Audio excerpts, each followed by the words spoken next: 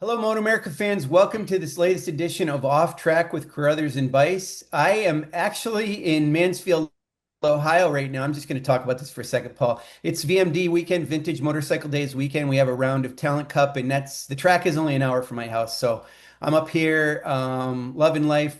It's extremely hot. There are a billion people there, but we've got our Talent Cup riders who are going to be on the track for 2 days, well, 3 days. They'll practice qualify Friday and then race one race at noon on Saturday and another race on Sunday. And it's one of their rounds. And then they will be racing actually next weekend at VIR. And we've got with us today Jeremy Taubman and Shanea Makinson with the Remix Racing Project. Jeremy is a super hooligan national championship racer. And of course, we have our communications manager, Paul Carruthers, here too. I mean, I'm sorry, Paul. I kind of It's all got too right. much to it.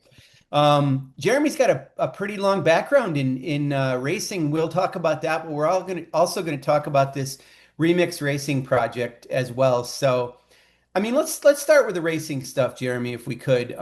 You've been racing for a while in different classes.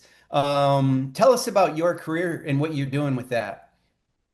Yeah, well, first, let me just tell you, it's such a honor and pleasure to be on Off Track with you guys, right? Like Dana and I, we're really looking forward to this. This is exciting. We feel like we finally made it, big time. And so I think what's probably next is I don't know, Pressure to Rise or something. Yeah, There Anybody you you at go. need Netflix? you need loftier goals. Oh yeah, but yeah, no, we see the caliber of racers that you guys usually have on your podcast. JD Beach, Bovier, Peterson, Skoltz, PJ Jacobson, Josh Herron, and I've been on the track with some of them, and we've had some on-track battles and some off-track battles. Like when I almost got in a fight with Josh Herron in the paddock once. Not that you guys would want to hear about that. Oh no, Oh, we we want to need hear to hear about about that. Oh, that. we need to hear about that. Uh, okay, well, first let me just say that I am generally very uh, drama avoidant. It always seems to find me, but I try to avoid it. And when it finds me, I try to kind of keep it to myself and my close circle. Like I don't go and post stuff on social media. Apparently, I save it for national podcasts, so I guess I'll share this one with you. So good. Yeah. So Josh and I, we were at Button Willow, which is a racetrack in kind of the Central Valley of California, outside of Bakersfield. I think it was a track day, and I was there on my R6, my Yamaha R6, which is what I was racing at the time. And this is before I ever raced in MotoAmerica. Just the regional club stuff, and I think Josh was there testing like an R3.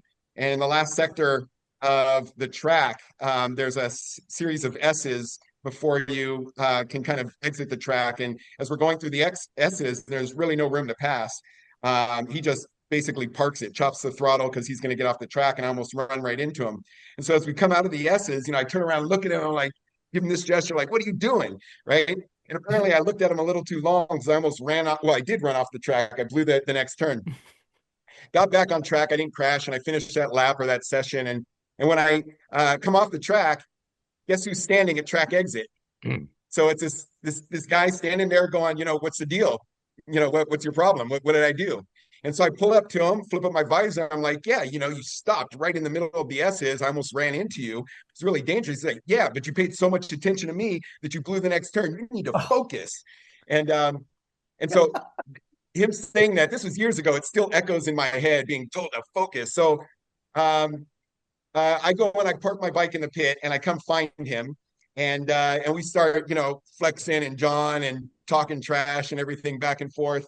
And finally, wait, I knew who Josh Herron was, but I didn't recognize him. And so at one point, I get really fed up, and I look at him, and I go, "You're just mad because you're slow." And he had a friend in his pit who thought, "Oh man, this guy has no idea who he just called slow." And so I walk away thinking I'm cool because I got the last word. And I go back to my pit, and I think, there's something really familiar about that guy. And he's got a fresh and lean van. I, I hope that wasn't Josh Herron. And so I go and I look up on like Google Images, and sure enough, it was Josh. And so I'm like, oh man, what do I do? What do I do? And so I decided to go back, tail between my legs, hat in hand. Then I go up to him and I said, You're Josh Heron, and I know that this is a dumb reason to apologize, but I'm actually a really huge fan, and I feel bad about what I said, and I hope you can forgive me. And he's a classy guy, right? So he Yeah. apologized. He said, "Yeah, I lost my temper too," and da da da whatever. And then we hugged it out, and it was fine. And I'd like to think that we're best friends now, but he probably hasn't thought about it since then. Has no idea who I am. Uh, well, let's just say I've gotten a lot of mileage out of that story. Like I'm It's a good I'm one. the guy who told Josh Heron that he's slow. But anyway, he's shown me since then for sure. Have you talked to him lately? Have you just gone, hey, remember that time? I'm going to do it next time I see him. So I'll tell him Well, that I Jeremy think you talked. should. That's fine. And anybody watching this is probably going to remind him about this incident. But there was something he posted, I don't know, within a few weeks or a couple months after that, where he made some mistake and posted about it. And I just wrote in capital letters, "Focus," with a bunch of exclamation points. And he never responded. So yeah, whatever. As far as I'm concerned, I still got the last word. That's Oh no. that's pretty good.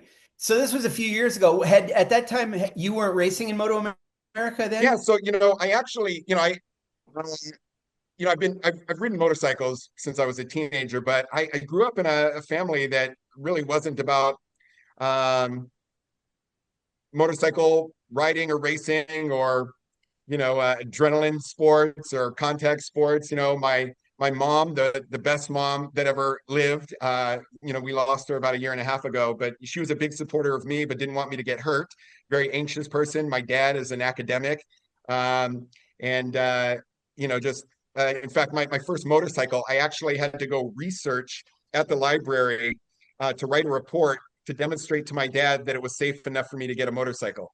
And I did it. He didn't think I could pull it off, but I've got a little bit of academic in me too. And so Good I've been riding job. motorcycles a lot throughout my life, but then my life took a detour, and I ended up, I've had a lot of mental health issues, and I ended up addicted to drugs. My life spun out of control, and um, motorcycle riding and racing is a very expensive sport. And for a long time, I couldn't afford to do it. And so I turned my life around and got into recovery back in 2003 and rediscovered my love for motorcycles and started riding a lot and buying and selling a lot of bikes. I've probably owned, I don't know, 50, 60, 70 bikes. Um, but uh, but I was doing a lot of kind of knucklehead canyon carving, being a hooligan, but in a different way on the streets. And I remember one day I was on a group ride, and the group ride, they organized us into A, B, and C. And I hadn't even done track days at this point, but I thought, well, if A's the fast guys, that's for me. And so I go out and we're doing, straight line fast kind of stuff on the highway. But as soon as we get to the place where we're going to go into the canyons, the guy I'm riding alongside takes off, hits this like 90-degree right turn, drags his knee and practically his elbow. And I remember just sitting there going, how do I learn to do Wow. that? and uh Oh, and wow. so yeah, and so I started talking to some people on that ride, and they say you need to go to the track. Out here is not the place to learn how to do that. If you want to do it in a safe way and get some skills, there's people who can teach you how to unlearn all the bad habits, from street riding, and then learn to ride track. And so I did that, and I was at the track for a while, having fun, made a whole new group of friends, and actually didn't want to race. I thought that track riding was a way to do it that was just fun with no pressure. And after a few years of that, all of my group of friends joined our local amateur club, and they all signed up to start racing competitively. And I said, "You guys go have fun. I'm gonna just be a track day rider, and will I see you guys at the next track day in a couple weeks?" And they said, "What are you talking about? We race now. We can't afford track days anymore." And so I said, "Oh, so the only way I get to ride with you is if I race?" And they said, "Yep." I said, "Okay, fine." So my motivation at that point was I just wanted to keep hanging out with the same group of friends that I was learning to ride on the track. And so I went and I took my new racer school, and I did my first race. And this was actually at the end of 2018. It hasn't been that long. And I remember when the green flag dropped, it had been, you know, 16, 17 years since the last time I did any drugs, but I had an adrenaline rush. It was probably better than any drug I had ever done. It was like the most exciting Wow. thing I remember ever doing in my life, and I was so hooked.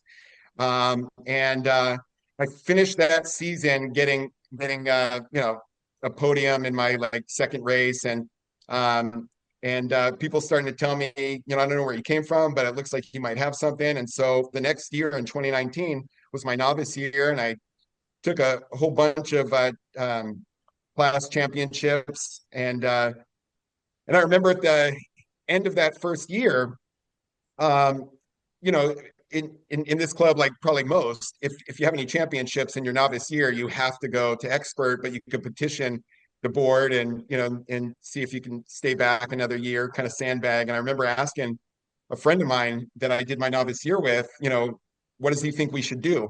And he said, you know, what are you trying to accomplish here? Are you trying to collect a bunch of plastic trophies? Or are you trying to go faster? I said, well, I'm trying to go faster. He said, well, then race against faster riders. And so the next year I went expert, um, still stayed competitive, and just one thing kept leading to the next. And I kept thinking, I keep exceeding my own expectations for myself. And it was last year when I finally said, I wonder if I could do this on the national stage. And so it wasn't even until last year at the Laguna Seca round in Supersport that I tried my hand at MotoAmerica. Hmm. Okay. Wow. So it's been a full year, essentially, from Yeah, Laguna I mean, last year to just this year, yeah, last year, Supersport at Laguna Seca was to see if I could check a box. Um, and we did it. We made the grid. We also brought our nonprofit, the Remix Racing Project, which I know we're going to get to. We brought that with us onto the national yep. stage with the reach that MotoAmerica has, and that was really powerful and rewarding. Um, and I remember as I was preparing for that round, people kept telling me, just kind of take in the moment, soak it in, have fun, really enjoy yourself. And and even though I was really proud of what we accomplished, I don't know that I had any fun. It was probably the most stressful thing I've ever done in my life, and also the most rewarding. Um, Wow. and yeah, and so in the off season, and I only planned to do that one race, and in the off season, I thought, I want to do it again, but I want to have some fun. And so um, Hawk Mazada is kind of a friendly acquaintance of ours. And so I called him up in the off season and asked him, I said, what do you think of Super Hooligan for me? And he got really excited, said, yeah, you should absolutely do it. And I'm switching from the FTR to the MT09. You should join me. And, and Bryce Prince, had built the R6 that I race in Super Sport the prior year. So I called Bryce up and I asked him, hey, how do you feel about building an MT09 Super Hooligan bike for me? And of course, in addition to the incredible team he was putting together for Superbike, Stock 1000, and Super Sport, he was building Josh Hayes, R9. And Yeah. he said, yeah, why not? Yeah. And, so Bryce built my MT09. And I missed the first round at Daytona in part because you just couldn't get it together in time. But we've been to every round since, and this year I'm having fun. Good. Oh, good. That's Yeah, really good, man. You got good connections there. I mean, Paul, we love Hawk, and I mean Bryce too. I always make a point of trying to talk to him about what he does. And man, that guy's done so well with that Kern County Motorsports. I mean, that's incredible. absolutely. Yeah. Yeah. Yeah. So you're racing, were you at Chuckwalla before is that where you raced or? No, I'm in Northern California, Oh, and sorry. I have a Yeah. lot of friends who make the pilgrimage down there, especially in our off season because it's still warm enough and dry enough down there. But I haven't yet. So I have a lot of Okay. friends who race down there, but we're Northern California. You're Buttonwillow, you said. So Button yeah. Willow, Thunder Hill, Sonoma, Laguna Seca. AFM? Yeah, AFM and also CRA, the California Road Race Yeah. Association. Yeah. They're a Yeah. few years old. Yeah, yeah, That's awesome. So at the same time, and we'll get into some other stuff. I mean, Paul, I don't want to switch gears if you want to talk a little bit about the racing thing. I was gonna ask Shana to kind of give us the rundown a little bit on Remix and talk about Jeremy and all that a little bit. But did you want to? No, no, no. I want to know about the other stuff. Yeah, yeah, we We want to talk know about about it. motorcycles enough. I think this is interesting. Yeah, yeah, and Shayna, I know some. We've talked, so I want to kind of preface this for a second, if I could, just for a moment. I think I said this to you. Okay, so somebody that broke their arm or injured themselves in some way, you see they're hurt, and you're like, oh, I'm sorry, what did you do? You blew out your ACL. What happened? There are injuries that people have, mental illness that people can't see. And you guys have said it, there's such a stigma about that because it's not treated the same way. And it's heartbreaking to see that happen because, you don't want to walk around with a label like, be easy on me. I'm kind of broken in a way a little bit too here. So, Yeah, people so don't with even that, talk about it.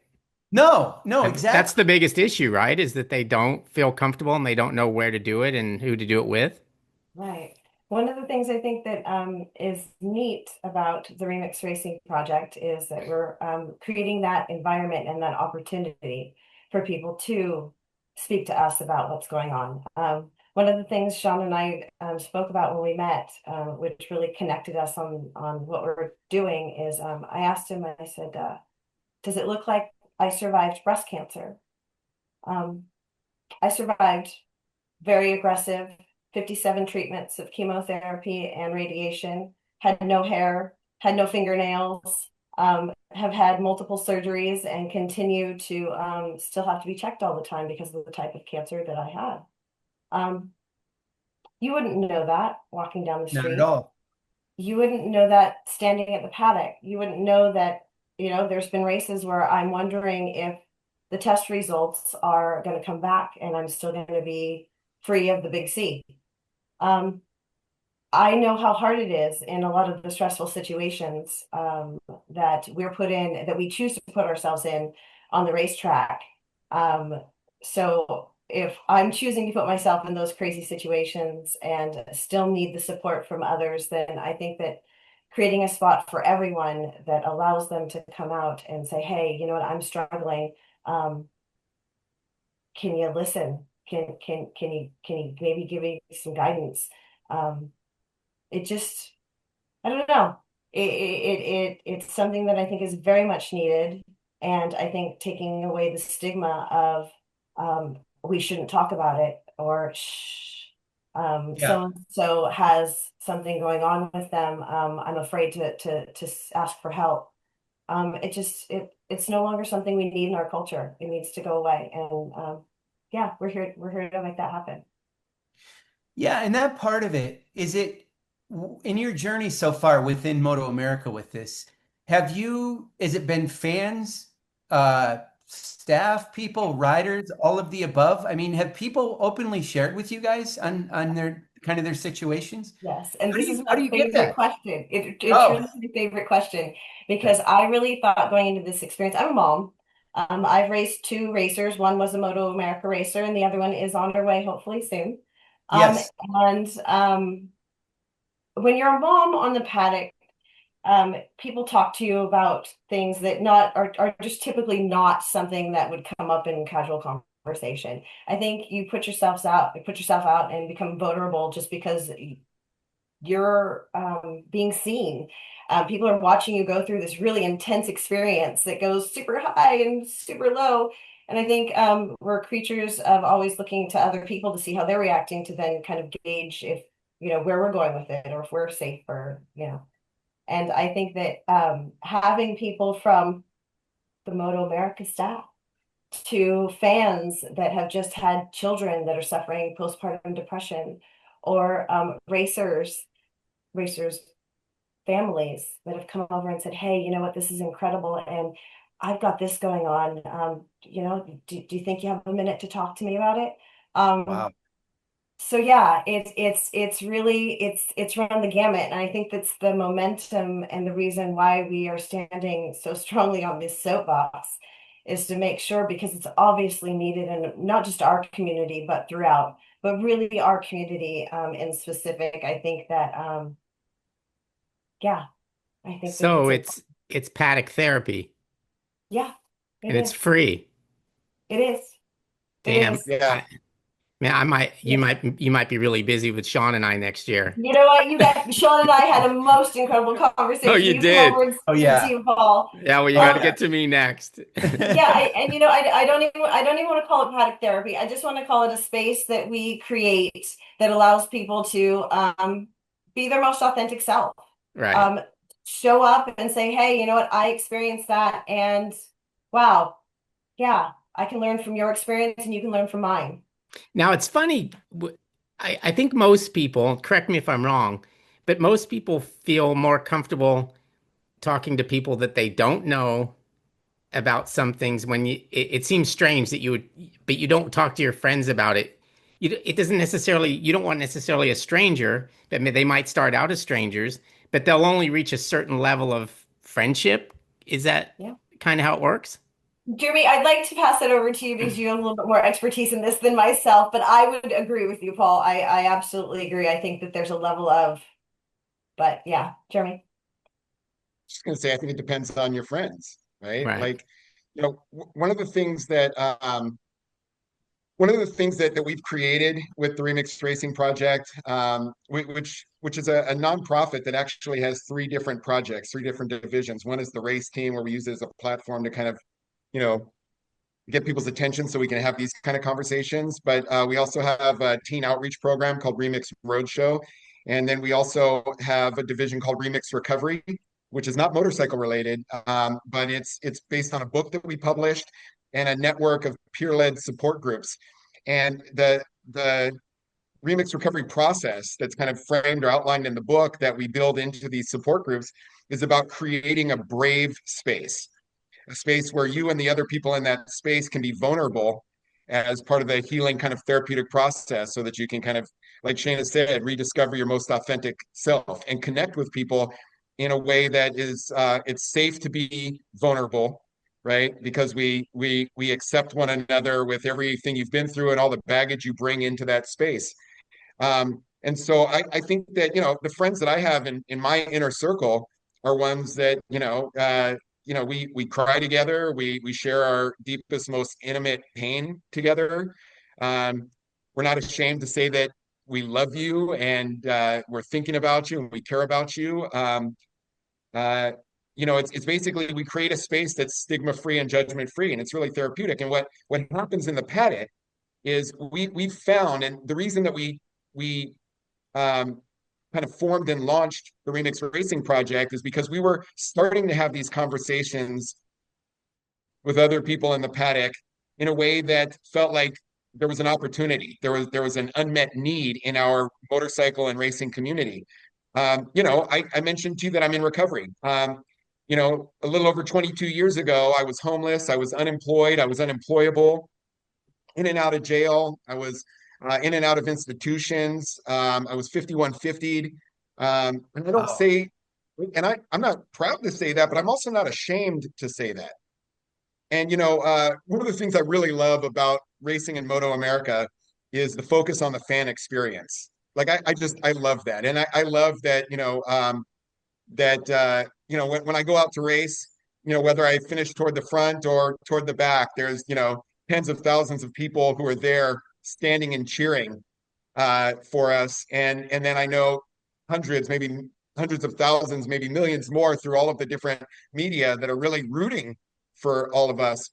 But the thing that I don't think I'll ever get used to is the fan walk. When little kids come up to me and treat me like a celebrity, It's Right. because so I'm just the guy, right?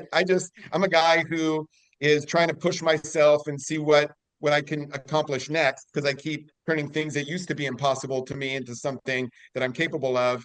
And that's been part of my journey. And what happens is, without shame, I will talk with people that come to our table or come to our pit about what I've been through, and they still see me as somebody who's incredibly capable and accomplished because of what I'm doing at MotoAmerica, for example. And when they hear me talk about it in a very normal way, without embarrassment, a lot of them, go, I have a story too. And they want to tell me their story. And either it's about them, or it's about a family member or a loved one. It could be mental health issues. It could be addiction. It could be suicide. Um, It's really clear that this has been bubbling up inside of them. And kind of like you said, Paul, they maybe don't have anybody in their life, even their closest, most intimate relationships, where they feel safe enough to talk about that, because they're afraid of the judgment and the stigma and discriminatory treatment and all of that. And back before MotoAmerica, when we were just kind of in the regional club scene, Shana and I would speak our truth in a very just kind of, that's who we are, take it or leave it. We accept ourselves, and so you could either follow our lead or not. And like she said, people would come up and kind of whisper to us. They would whisper the Me Too, and it was really clear that we had some work to do. And I work in the field, by the way. Shana and I both kind of identify as wounded healers.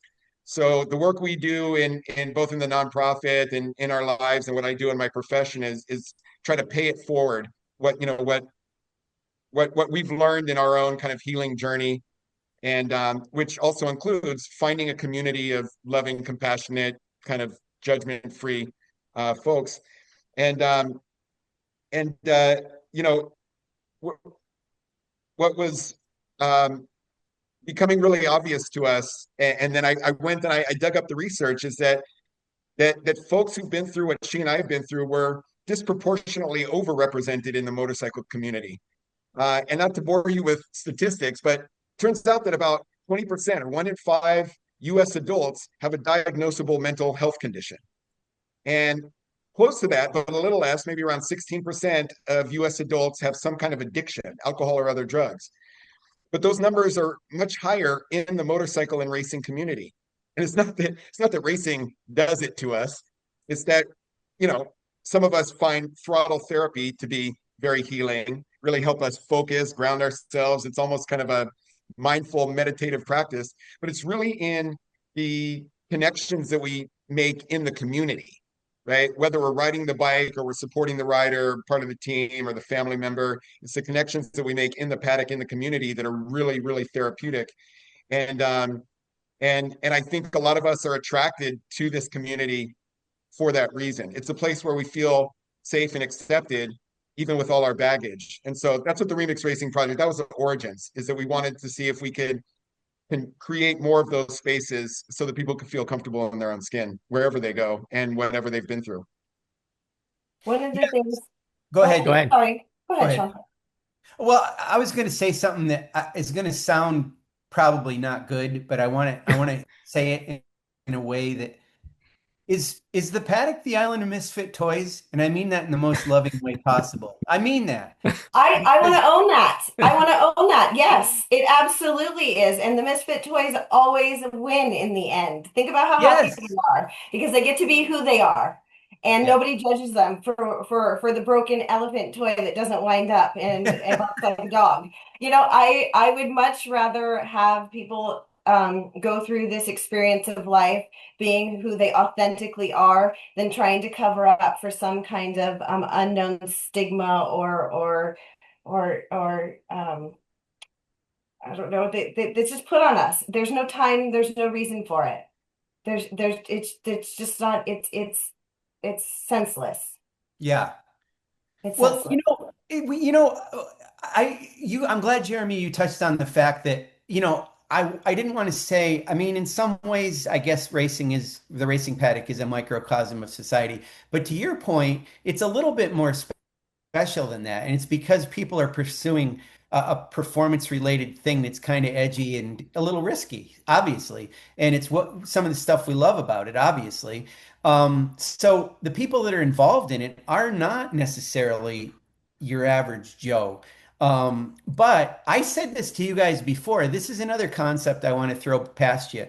Or I said this, and again, I mean this in the most loving way. You guys know that. There's something wrong with everybody. And I don't mean wrong. There's something with everybody. Yeah. John, It's a continuum. Okay. No, I agree with you. And again, we'll go back on it because we had this was part of that love conversation, Paul, that I referred to earlier with Sean when we were standing in the paddock. That's the thing. I think there's lots of keys to life everyone wants to give you, but reality is you align yourself with similar minded people and you're just going to succeed more so. And I think racing is something that you're ingrained with. I was born into a racing family. I find so many similarities in racing and life. And with those, I think that basically everyone else that's on the paddock is doing the same thing. We're just the extreme end of life. We like to push the envelope, but aligning yourself with like-minded people that are, again, like you said, are all kind of misfit toys is what our strength is. It's kind of a superpower. If we Yeah, all it put our is. heads I together and completely support agree. ourselves. Yeah. One of the things that happened while I was going through cancer, um, I also was leaving in a 25-year domestic violence abusive relationship. So I was doing that and fighting cancer at the same time. When I was coming out of all of it, my daughter, Haley, who is the director of the Remix Roadshow, um, And a racer. and a racer, Yes. really craved the community, the family support, the love, the passion, the fight that the motorcycle community had shown us through my battle through cancer and my son earning his ability to ride in MotoAmerica. And one of the reasons that um, we were able to get to this point to get to talk to both of you is because she said, Mom, I really believe that motorcycles are going to save my life. She was Wow. suicidal. And from that moment, I remember doing and have been doing everything I could to get her back on her feet because this is something she believed in. It was something that calmed her brain. She had control over it.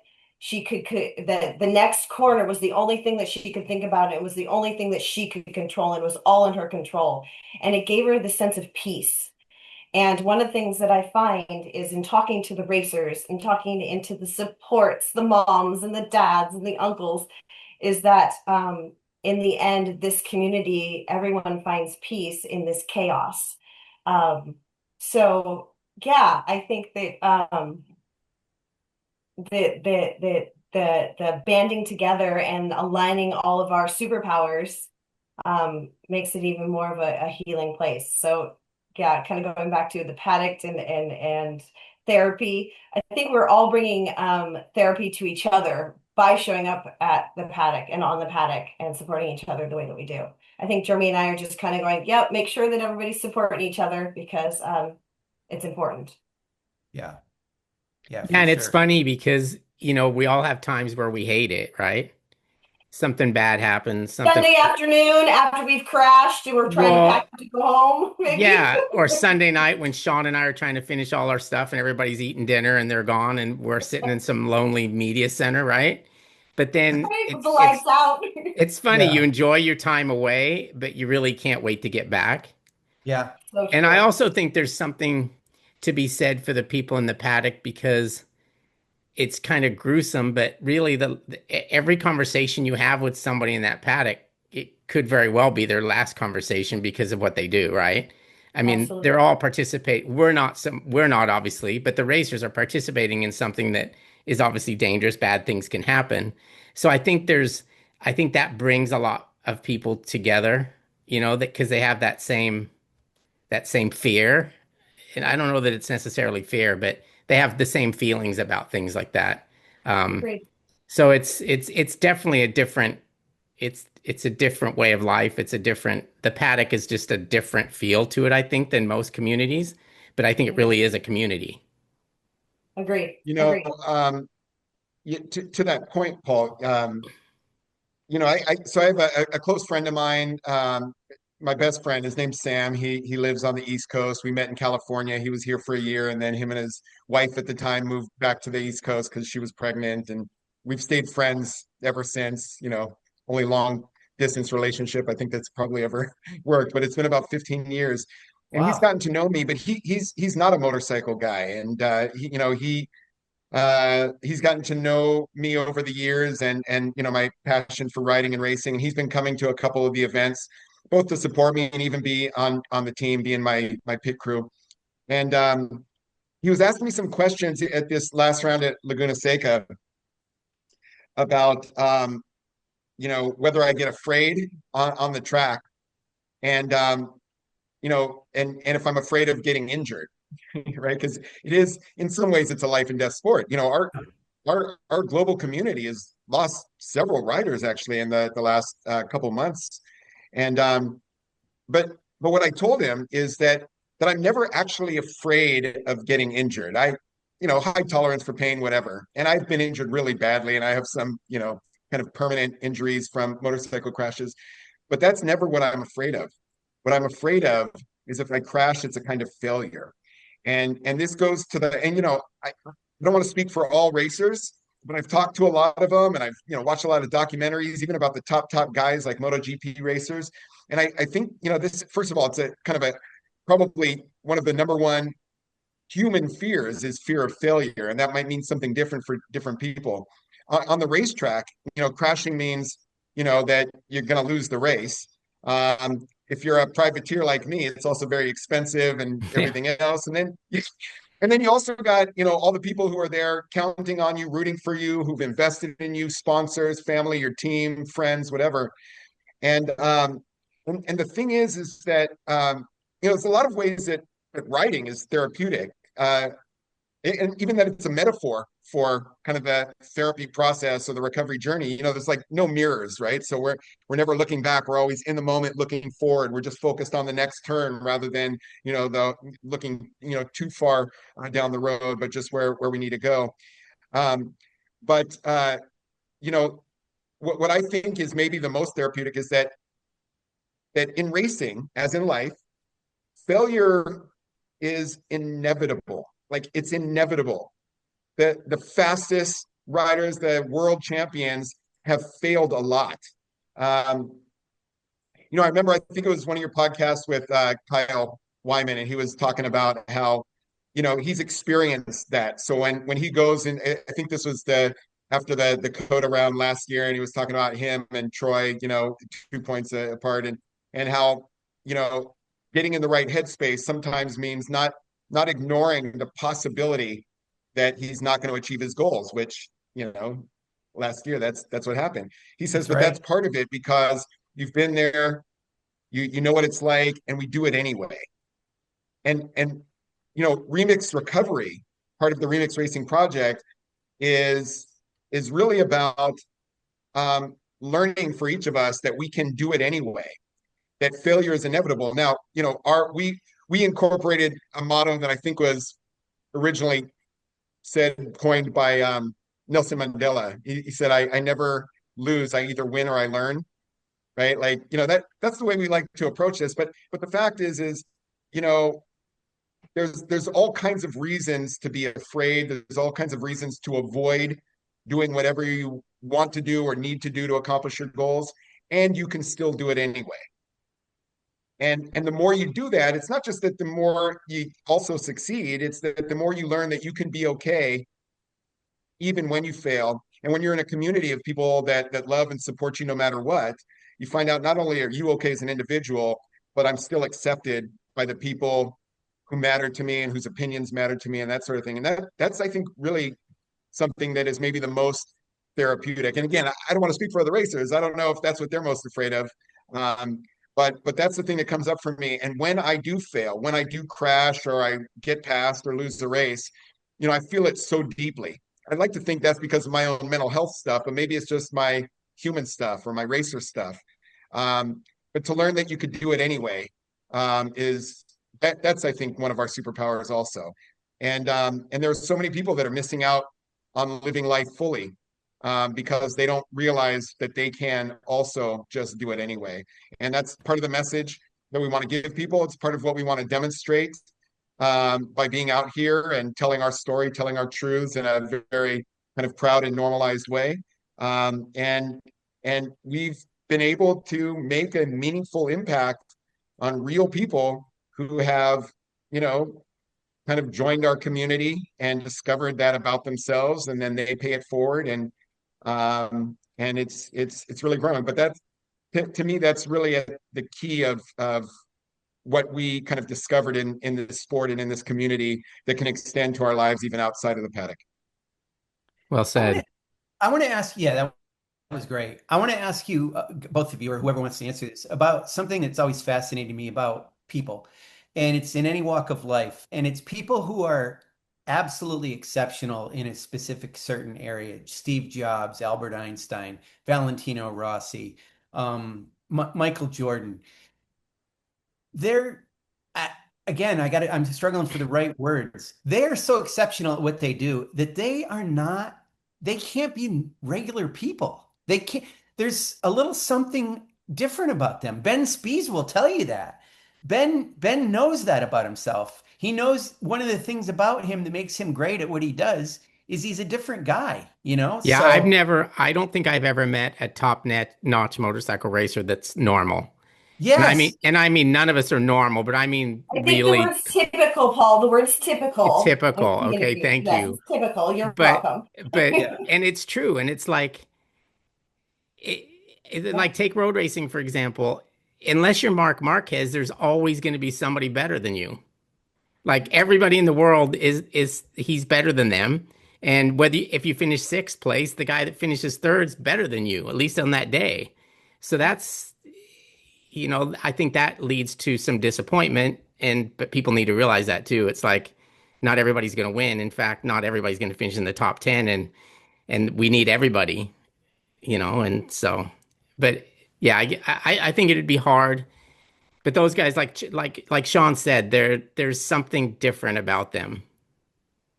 I, Yeah, they're not typical and they don't kind of lead a regular life. I mean, some of them communicate beautifully. They're great with quotes and handling stuff, but some of them are like, they don't want to get involved. They want to go in their motor home. They don't really want to go out on the fan walk thing, something that you guys love and that you love, Jeremy. That's hard for some guys, so how do you deal? I mean, how do you talk to somebody about that? Are they introspective enough to even talk about it? Or are they just, this is what I am. I'm just going to be that way. You know, what's the answer there? I know from experience from some of the interactions I've had with some of the racers. Yeah, I think that just like you and I have separate lives outside of, and we have lots of things going on. I think sometimes people like to keep them separate and they choose this sport for, reasons that you and I wouldn't understand. But in some part of their world, it's part of um, their journey, and it's what makes them who they are. But it doesn't mean that every aspect of what we do at MotoAmerica is what that's their cup of tea. And I think Right. that that's again really what makes the MotoAmerica paddock such a really neat microcosm of life, because you have the extreme stresses, the extreme highs and lows, and all kinds of different personalities, lots of different personalities. So I think that, yeah, I agree with you, but I think I also take into consideration that there's so much more to their worlds Yeah. than what's going on in that small little weekend. One of the things that Jeremy and I talk a lot about, there's so much planning and so much that goes into getting to those 4 days Mhm. that no one else sees or really understands. All they see is us show up in our shiny suits and flashy cameras and all of these things. But life is happening as everything else is going on for those 4 days. So yeah, I agree with you, Sean. I think that there it's there's so many different personalities. There's not one that we could consider typical in our sport. And I think that's what it gives us such flavor and Yeah. excitement. Yeah. Jeremy, I want to ask you about something personally with your situation. You've touched on it a little bit, and it's, the substance, whatever you want to call it, substance abuse. I don't want to use the wrong words here, but I want to ask you, about what your journey has been a little bit because, okay, is racing kind of a therapy, kind of a drug? I've heard people say that. I mean, Yeah. it's substituting for what you used to get from something else. Yeah, it's such a great question, and I've thought a lot about this, and people have both asked me and even accused me of just kind of transferring my addiction from drugs to motorcycles. And and what I've told people, what I believe is that well, a couple things. One is that uh, well, I guess there are a lot. I was thinking that there may be a lot of comparisons. It costs a lot of money, so you can go broke doing it. You can really mess yourself up, physically and health wise. And but the thing is that it doesn't slowly destroy your life, right? Drug addiction just it had its highs and lows, but the highs got lower and the lows got lower over time. And I lost everything to it. I really lost everything to it. And the final thing you have to lose is hope. And that's when people become suicidal. And I've been there. Like I said, I've been, hospitalized and in therapy around, getting to the point where there was really nothing left to lose but my life. Motorcycle riding is just the opposite. It's given me not just, a sense of fun and fulfillment and satisfaction and all that kind of stuff, but it's also introduced me to a community where I have a lot of connection, and I have a lot of my hope is inspired, hope and optimism, and we're all kind of connecting around this passion, in a passion that happens to be stigmatized outside of our community. I Yeah. work in healthcare, by the way, and it's not a thing I can go around talking about, what I do on the weekends with everybody. They call them donor cycles, and there's a real kind of a negative connotation or ideas about motorcycles. But in our community, the thing that I'm passionate about, calling it addiction or a therapy or whatever, is really celebrated, and it moves my life in the opposite direction that drug addiction did. Um, Well, yeah, can I add to that? Yeah, I please. think one of the things too is, a drug addiction doesn't allow for you to positively affect change in your community. And I think that although, like you said, Jeremy, there's lots of comparisons, that's the biggest that is completely opposite. Being able to really talk about the stigmas and bring about change in this world is not something that you can do when you are addicted to drugs. So. Right. Jeremy, when you crash your bike, you don't lose hope? so when I was thinking about a question you asked a couple of minutes ago, and then I'll answer this more directly. But I was thinking, you know, Mark Marquez, you guys, Paul mentioned, at the top of the food chain in motorcycle racing. Um, he has questioned whether or not he can still do it, whether he, and a lot of it was the injuries that kept him out of racing for a while, but he had these dark moments of wondering if he could ever race again. And yes, he, he's exceptional at this one thing. It doesn't mean that that's all that he's good at, but he's exceptional at one thing, which means that, it's probably a little bit more of kind of a narrow skill set Right. compared to the rest of us. And in fact, if anybody asks me why I'm, not taking podiums in the super hooligan class, I'm going to tell them because Sean says I'm too well rounded. There you go. Oh, okay. Yeah, You're too I would tell smart. Yeah, because a lot of the top guys, right? Martine, he was wondering if when he came back, if he was going to be competitive. Casey Stoner decided that he doesn't even want to do it anymore because it was just, too much pressure and stress to be more than just a racer, where you had to also be a role model and do all the other stuff that comes with it. Um, I think. I think it's a human thing. I don't want to say that I think, racers have a monopoly on it, but I think, we are a special breed, right? And and I got to tell you that what I call it, I don't lose hope. But what Shanea's got to share with me is my deepest, darkest moments where I'm fighting my demons.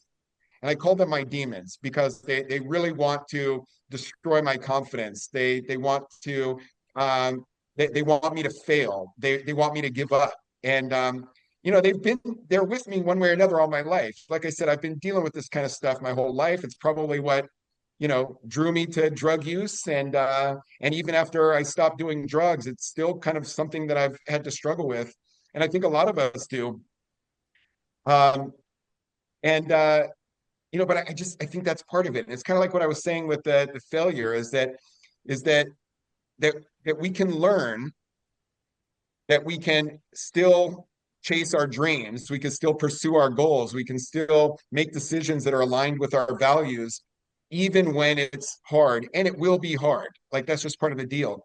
Um, you know, I remember the Olympics decades ago. The theme of the Olympics was the thrill of victory and the agony of defeat. Yeah. I don't know if you guys remember that, right? Oh, yes. And yeah, and it wasn't, you know, one or the other. It was both.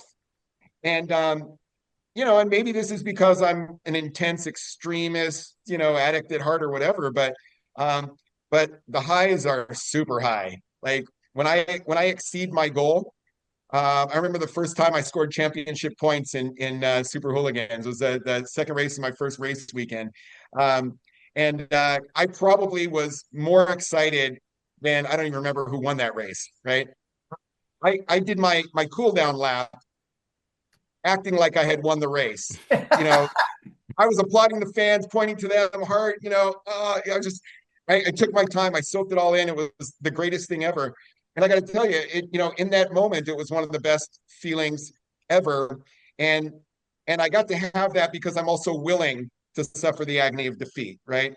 And that also creates the contrast, right? So I know what the lows feel like. I know what it feels like to be fighting those demons. And so as long as I'm willing to do that, I also have the opportunity to, like, you know, fly with the angels. And so those moments, I chase them, but I'm under no delusion that I'm entitled to them. You have to be willing to take the risk. You have to be willing to put yourself out there and challenge yourself and accept that you will have bad days and good days. And when we find a community that supports us, it makes it possible. And I think, you know, that's part of what we're also doing with Remix is there's a lot of people that are sitting at home questioning whether or not they can even leave the house and take the next step and do the thing that they used to do or that they dream about doing. And we want them to join our community because with support, not just do what I do, but let me support you to do what you can do. And I will believe in you and I'll hold on to hope for you until you can find that hope for yourself. So yeah, so the answer to your question is the lows are very, very low.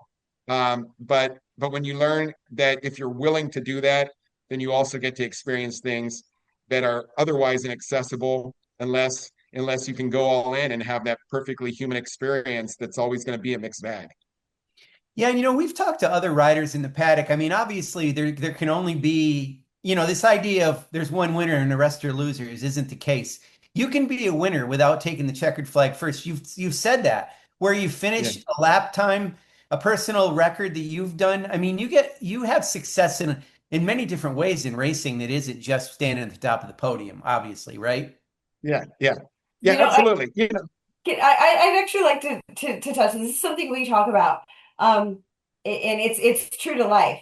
You set a goal, and you know you want to walk to the corner and back, and then oh wow, you did that. Now you want to walk half a mile.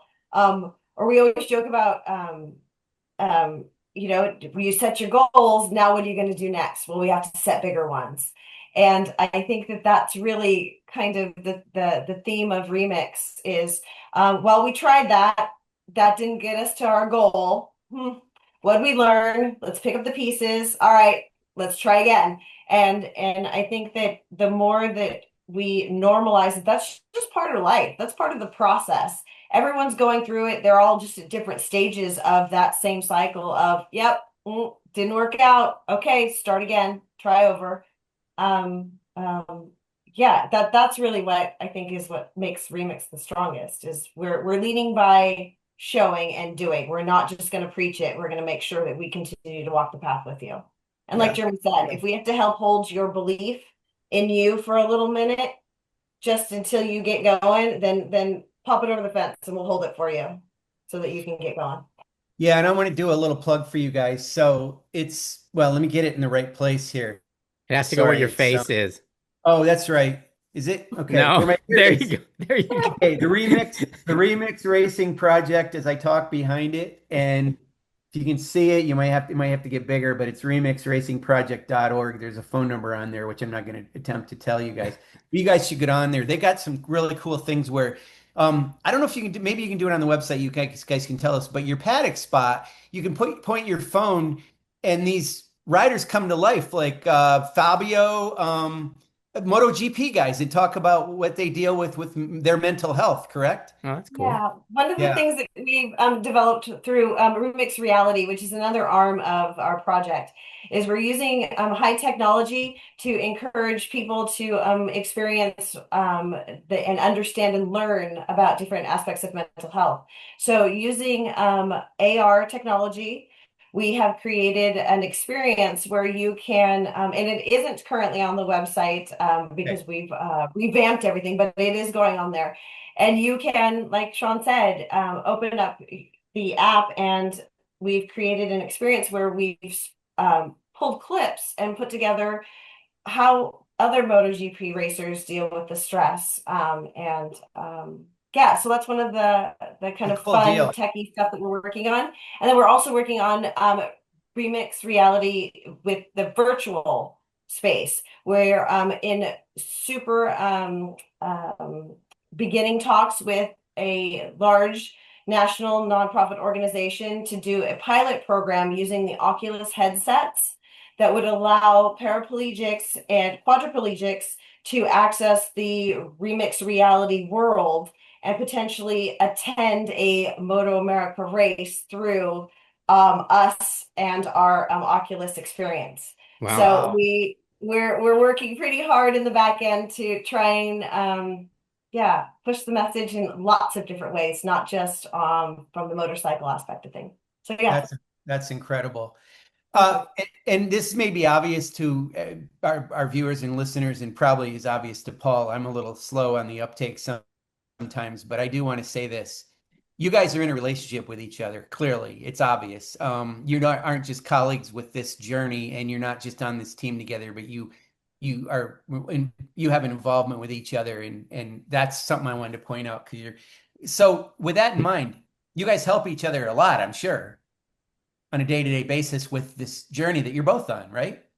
Yeah, Absolutely. so Shana and I met in the paddock. And as she mentioned, she grew up in a motorcycle family, and she's raised MotoAmerica racers and regional and champions. And I had just gotten out of a relationship, a marriage actually, where Oh, you know, okay. yeah, where my wife at the time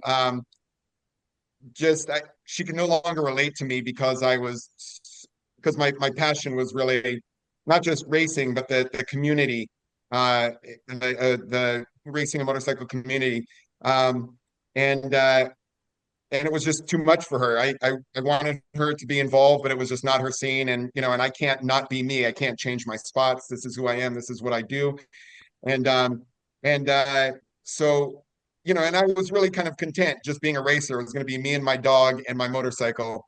And I met Shana, and she told you a little bit about the relationship that she had gotten out of, and I think we were both really content with just you know it's really difficult to find somebody who really gets you when you're somebody like me, right? When I you're a get racer it. and you have this passion, and when you're a misfit toy.